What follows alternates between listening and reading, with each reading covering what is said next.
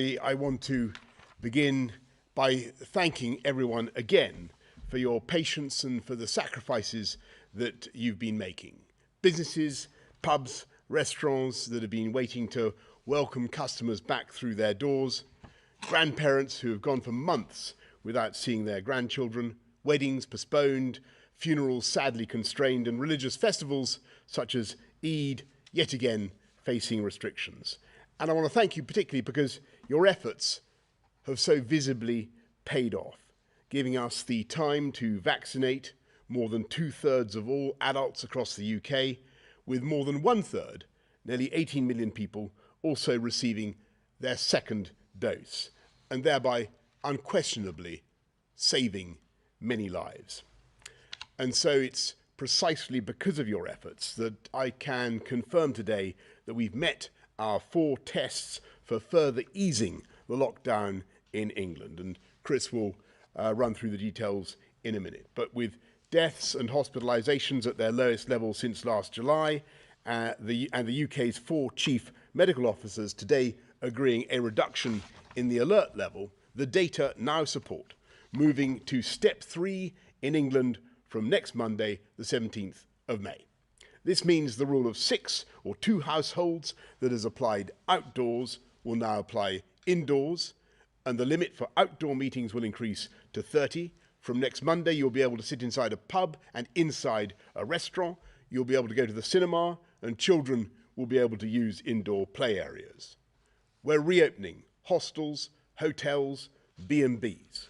We'll reopen the doors to our theatres, concert halls, and business conference centres.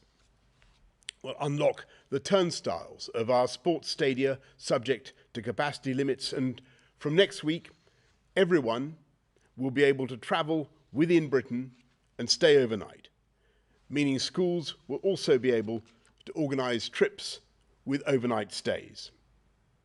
We will no longer require face coverings in classrooms or for students in communal areas in secondary schools and colleges.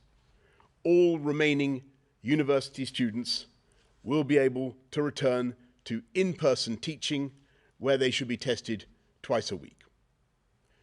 We will increase the number of named visitors for those in care homes from 2 to 5, and residents will have greater freedoms to leave their home without having to isolate on their return.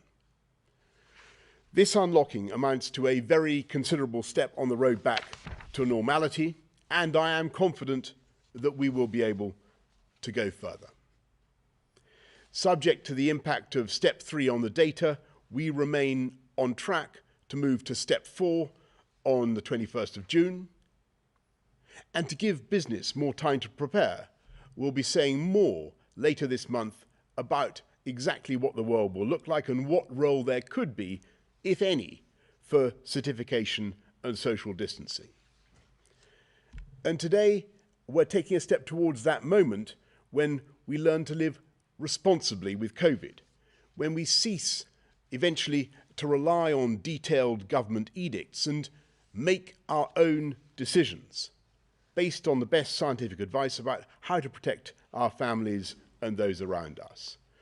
So from next Monday, we're updating the guidance on close contact between friends and family, setting out the risks for everyone to make their own choices. This doesn't mean we can suddenly throw caution to the winds. In fact, more than a year into this pandemic, we all know that close contact, such as hugging, is a direct way of transmitting this disease.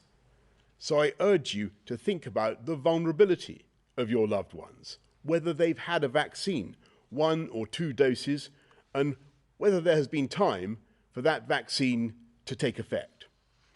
Remember, outdoors is always safer than indoors. And if you're meeting indoors, remember to open a window and let in the fresh air. Keep getting tested regularly, even if you don't have symptoms, so you don't spread the virus without knowing it. And whatever you decide, I must ask you to continue to follow social distancing when not with friends and family, including in workplaces, shops, pubs, restaurants, and other settings. we only have to look at the very sad situation in other countries to see the lethal potential still of this virus, and we must continue to fight the spread of variants here in the UK. While we have no evidence yet to believe that these variants are completely vaccine resistant, we must remain vigilant. So, please remember, hands, face, space, and fresh air. And as we mark Mental Health Awareness Week, perhaps also take a moment to check in on friends and family and see how they are doing after all that we have been through together. Or, if you're struggling yourself, get the support that you need. Today, we are announcing the single biggest step on our roadmap, and it will allow us to do many of the things that we've yearned to do for a long time. So let's protect these gains by continuing to exercise caution and common sense. Thank you, and over to Chris. Thank you, Prime Minister. The ministers actually set out 4 tests for moving between the stages, and I'd just like to lay out the data behind each of these tests. First slide, please. So the first test was that the vaccine deployment programme continues successfully.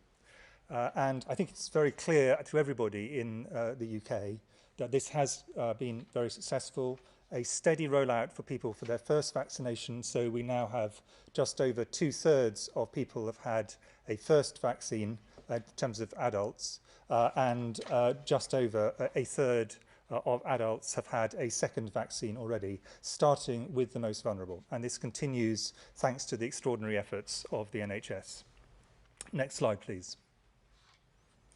The second test was that evidence continues to show that vaccines are sufficiently effective at reducing hospitalizations and deaths in those vaccinated. There were original trial data. We now have very clear data from real-world settings, and some of that was published, further data was published by Public Health England today. And this shows that there is somewhere between a 55% and 70% reduction in terms of symptomatic disease for people who've had a first vaccine, around a 75% to 85% reduction in terms of hospitalization, and around a 75% to 80% reduction in the chance of someone dying after they've had the first vaccine. We also have data, particularly from the Pfizer vaccine. It's accumulating for AZ, which we started to roll out slightly later, demonstrating that the second dose significantly further increases the protection, so that over 90% and possibly over 95% of people, protection for people from death if they have that vaccine. So this is undoubtedly, this test has been met. Next slide, please. There is, however, an important point to make on this, and that is that we know that the mortality, the chance of dying, and the chance of having severe disease is much more weighted towards people who are older or have pre-existing health conditions. And on the left-hand side of this graph, what we have is over the period of this pandemic, the total number of people who have sadly died of COVID in England. And what you can see is the red line demonstrates the age group to which we've got. So the majority of people in every age band over the age of 40 have now had a first vaccine, and a significant proportion of those at the top end of this have had a second booster dose. And they have got a lot of protection, but remembering this protection is not 100%. But on the right, what you see is the total number of people who actually have cases of COVID. And what this shows is that a substantial proportion of the people who catch COVID, and some of whom will get significant long-term problems themselves, but also who transmit COVID, have not yet been vaccinated. This tells us a very positive thing, that a lot of protection to those who are most vulnerable, but additionally it makes clear why it is that if we go too fast at this stage when things have gone so well thanks to the efforts of the entire population, that there is a risk of significant spread amongst those in the younger age groups. Next slide, please. The third test is that infection rates do not risk a surge in hospitalisations that would put unsustainable pressure on the NHS. And as the Prime Minister has said, the view of all the Chief Medical Officers for England, Scotland, Wales and Northern Ireland, and of the Medical Director of the NHS, based on advice from JBC, is not only that rates in hospital are very low, which we can see in this graph, showing there's been a steady decline and the number of people who've dying from COVID is now very small indeed, thankfully, in the UK, but that we do not think there is a likelihood in the next period after this upsurge of seeing a significant increase in pressure on the NHS, although some increase in transmission should be assumed as a result of the opening up that the Prime Minister has laid out. Next slide, please. The final test, and in a way the most difficult test, is the assessment of the risk from variants of concern. These are new variants of COVID, which might be one or other or both of either more transmissible than existing ones, and everyone in the country will remember that when the B117 variant first started emerging in Kent, it then spread incredibly fast, so more transmissible ones are potentially a problem, or ones which could cause problems with vaccination. And we do have some confidence that the vaccines we have provides a reasonable degree of protection from severe disease, but that can be reduced with some of the existing variants, including the one B1351 first described in South Africa, but others could emerge, or we might get more transmissible ones, and we have a concern at the moment about a variant called B1617.2, rather snappy name, first described from India.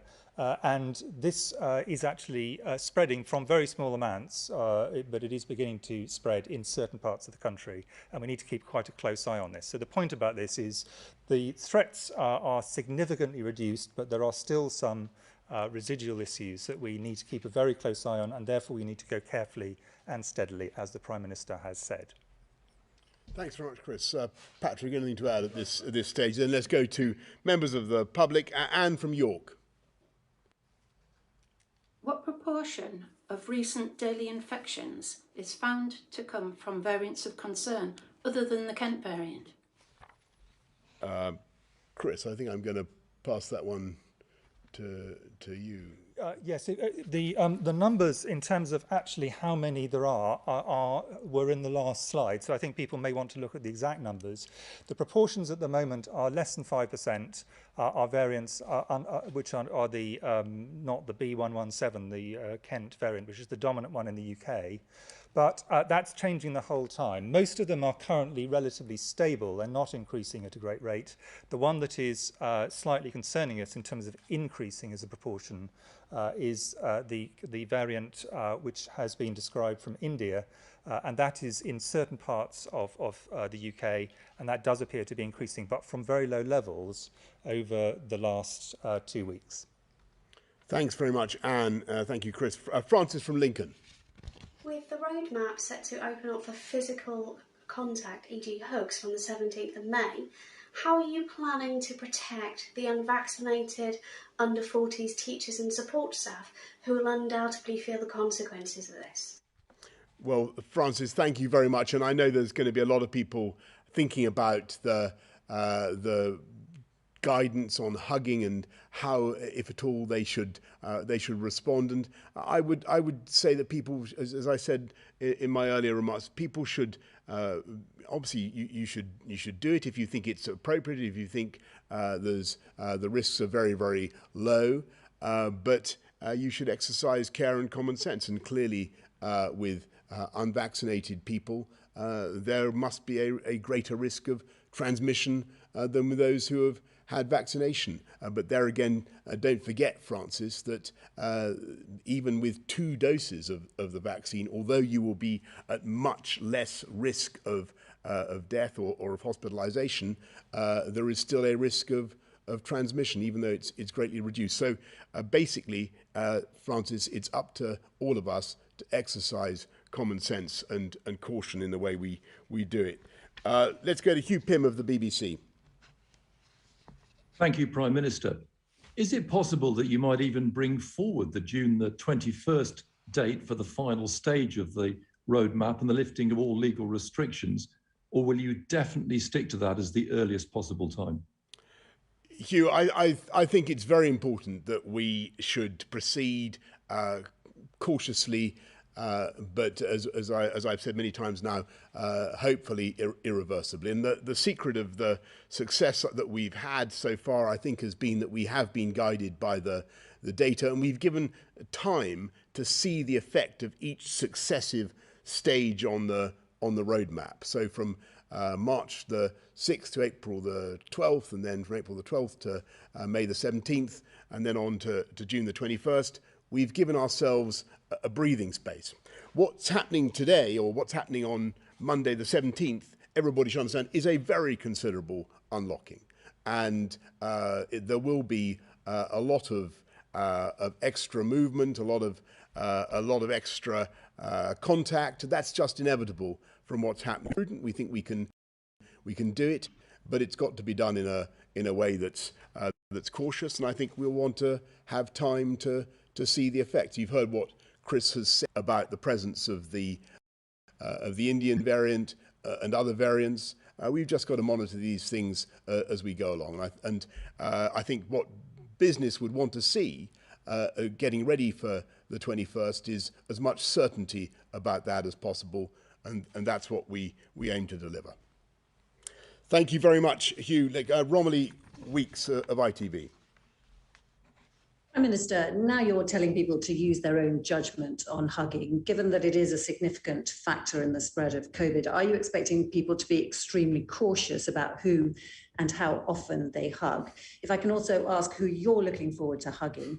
And last week you said there was a good chance we could scrap social distancing rules altogether after June the 21st.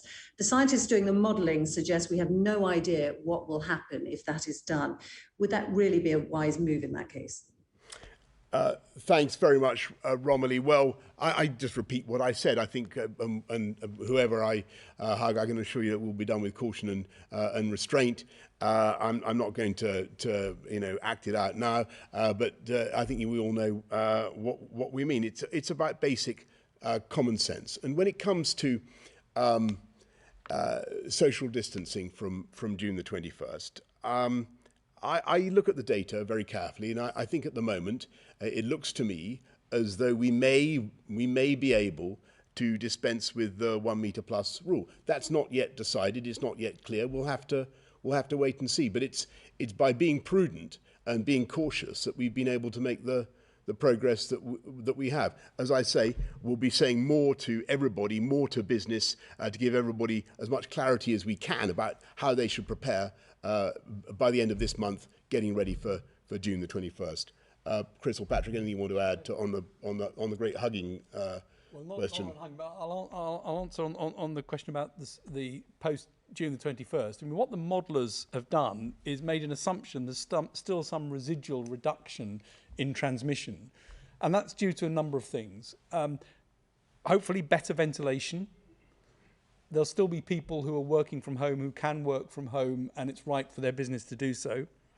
There will still be behaviours that we'll all demonstrate, which means that contacts probably won't be back to pre-pandemic levels. So on average, pre-pandemic, adults and children, roughly 11 contacts per day. Currently, it's down to about 4 or so for adults. So it will probably remain down for a while to come. It's important that we continue to isolate if positive or with symptoms. That's really, really important to reduce the number of people out in circulation who are potentially able to pass the virus on. And then, there may be other things as well required in certain circumstances. And it may be, as winter comes and if rates went up again, things like face coverings on transport might be necessary, but it's that first tranche of things, that first group of things that are really important in terms of keeping down the levels, and those aren't big impositions on any of us. They're A, what we're going to do probably in terms of how we interact with each other, and B, things like the ventilation, the ability to still stay working from home if it's appropriate to do so.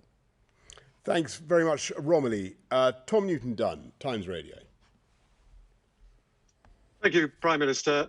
Question to all three of you, if I may. On working from home, I know you're going to give business time to prepare, you said that, but so that they can start to think about it now, is working from home going to go as terms of guidance on June the 21st, or should people be thinking about that continuing through the summer, through the autumn, potentially even through Christmas? And Prime Minister, you won't say who you'll hug first, but who will you shake hands with first? And when are you going to start shaking hands again? You won't want to last to stop shaking hands, maybe. Who are you going to shake hands with when you're allowed to, and when will that be?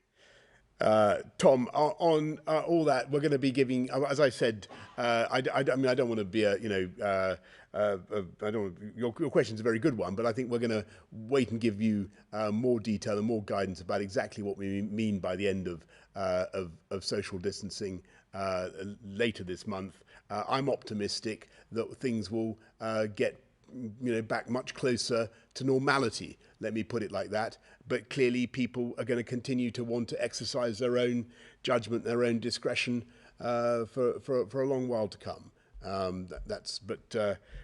You'll hear a lot more by the end of this month about exactly what the world after June the 21st is going to look like. At the moment, I'm feeling very positive about it, but we've got to be guided by the data. Anything to add on that? Thank you very much, Jason Groves, Daily Mail. Hi, thanks, Prime Minister. Can I ask the scientists, given the excellent data we're getting on the success of the vaccines, could this now potentially be the last lockdown that we see, barring the emergence of any terrible new variant? And Prime Minister, can I just pick you up on that last point? You've said in the past that you would like to see people back at their desks at the end of all this. Is that how you see the future? Do you think people can work as effectively there, or is working from home got a big part to play in the future still? Last lockdown, Chris Patrick. Well, I mean, as the Prime Minister said, this is a big step that's being taken now. The step 3, lots of things are starting up again. Over the next month, there'll be many more people vaccinated. So the balance is between opening up and getting enough people vaccinated to be protected. So it's important that we don't get out of step with that and go ahead of ourselves. I think things are really pointed in the right direction. We'll have a much clearer idea of the effects of step 3 in mid-June, so we'll know what effect that's had. But everything is pointed in the direction that the vaccines are producing very effective reduction in hospitalizations and death, as Chris has said. We know that they're also reducing onward transmission. All of that points to this now being a much smoother path. It points to a lower increase than you might otherwise have expected with another wave. And things, if they carry on without variants, are definitely pointed in the right direction. Yeah, and Jason, on your point about what's the world going to look like? Are people going to get back to work? Do we want people to get back to work? Well, I just remember when I was running TfL, I think I made this point before, observing a sort of paradox of transport, which is that the more people can communicate remotely with brilliant electronic devices, the more able they are to meet other people over the internet or through the ether, the more reasons they actually find to meet face to face. And I'm pretty certain, and I know this is contested, but I'm pretty certain that eventually our town centres are going to be, our city centres are going to be full of bustle, full of people wanting to interact again in the way that they always have done. Now, I might be mistaken in that belief, but I've a long experience of watching the way great metropolises operate. Leads me to suppose that is what will happen. Seb Payne of the Financial Times. Thank you very much, Prime Minister. What you've announced today suggests that the pandemic is beginning to become under control and we may be past the worst of the crisis. Where do you think it would be reasonable and not irresponsible then for Scotland to hold a second independence referendum? And for Professor Whitty, your slides showed that the number of cases of the Indian variant have doubled in the last week. Are you at all concerned this could destabilise the lockdown easing plans and could lead to a further lockdown in the autumn? Well, Seb, on your first point, I had good conversations with all the heads of the devolved administrations, and I can tell you everybody was resolved that the number one priority for the whole of the UK was to build back better, come out of the coronavirus pandemic and build back better together. On the Indian variant, I mean, in fact, there are currently 3 Indian variants, but the one that we're worried about at the moment in the UK is the 617.2. It has gone up very sharply, and I think that's a reason for us to be very careful about it. And there's a lot of work being done by Public Health England to try and delineate where it is and to work out ways by testing and isolation we can get that on top of get on top of the curve of that. India has also gone into the red list, which means that new people coming in will have been significantly reduced. But I think what you know, in answer to both your question and to the previous one, what we know is with all the variants that things can come out of a blue sky. You're not expecting it, and then something happened. That happened obviously with the B117, and that has happened to India with this variant as well. So I think it would be very imprudent to say it is impossible. I think at this point in time, I think our view is that this is a highly transmissible variant, at least as transmissible as the B117 variant. It is possible it is more transmissible, but we'll have to see at this point in time. At this point in time, our view is it is less likely to be able to escape vaccination than some of the other variants, particularly the South African one, but the data are not properly in there. So I think it is, we need to be cautious until we've seen clear data that give us an answer one way or the other. The reason I've given that as a relatively technical answer is, of course, we don't know whether this is going to cause significant problems in the autumn. The way to deal with that is identify the cases, which have been happening, isolate where we can, which is also happening, get through the rest of the vaccination programme, and ensure that we have the capacity to pick these up and also to revaccinate as necessary when the autumn comes. The final point on this is the way to prevent, minimise the number of variants that circulate is obviously get on top of this as a global problem. And that is something which all of us are absolutely determined to support. Thanks very much, Seb. Adam Bienkov of Business Insider. Prime Minister, you were on record as opposing the last Labour government's plans for compulsory photo ID cards, which you described as a recipe for tyranny and oppression. Why, therefore, are you now planning to bring forward in the Queen's Speech legislation which would force all voters to carry photo ID in order to vote?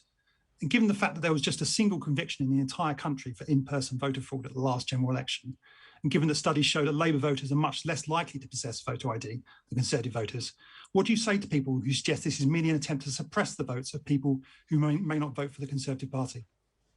Adam, I would say that was complete nonsense. And what we want to do is to protect democracy, the transparency and the integrity of the electoral process. And I don't think it's unreasonable to ask first-time voters to produce some evidence of identity. So that's the reason. Okay, everybody, thank you very much indeed. Thank you.